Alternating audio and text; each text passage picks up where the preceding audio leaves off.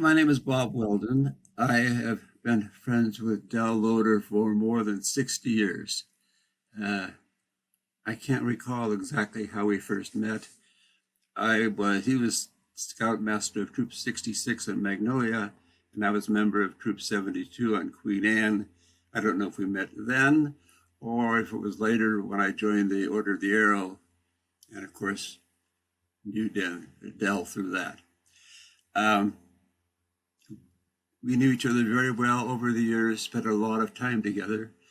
He told me a lot about his personal life. One thing that I will always remember, he told me that as a child, he wasn't particularly happy.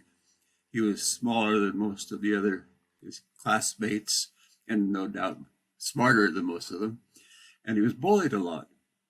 And he had a sort of unhappy childhood until at about age 13, he joined the Boy Scouts.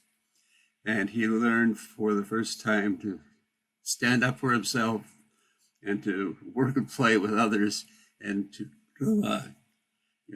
live the life of a Boy Scout.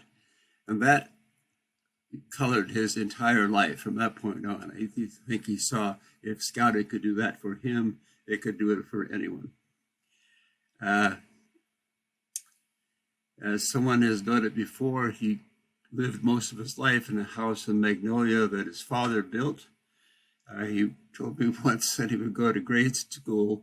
He had to walk across the valley on what's called Happy Valley in Magnolia, which at that point, this would be, I guess, the late 1930s.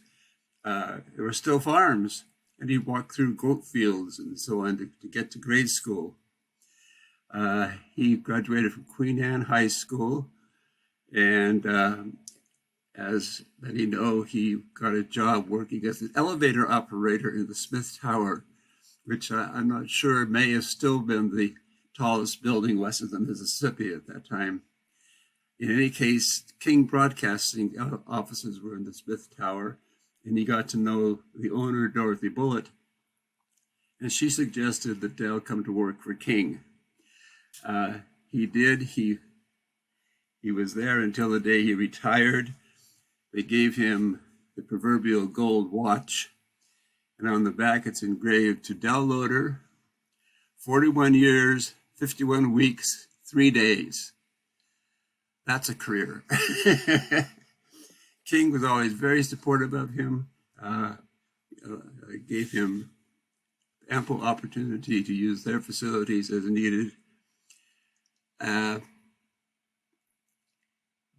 Brenda Flynn has described elsewhere about his introducing young people to theater and opera.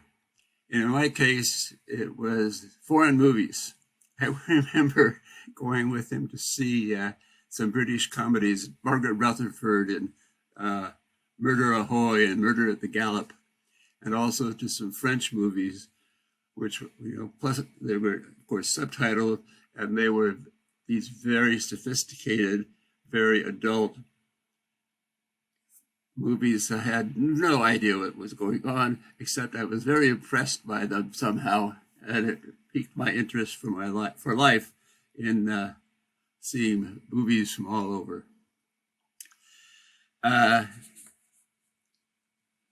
Del was active in the Queen Anne Historical Society, and he got me to serve on the editorial committee of the history book that the Historical Society produced.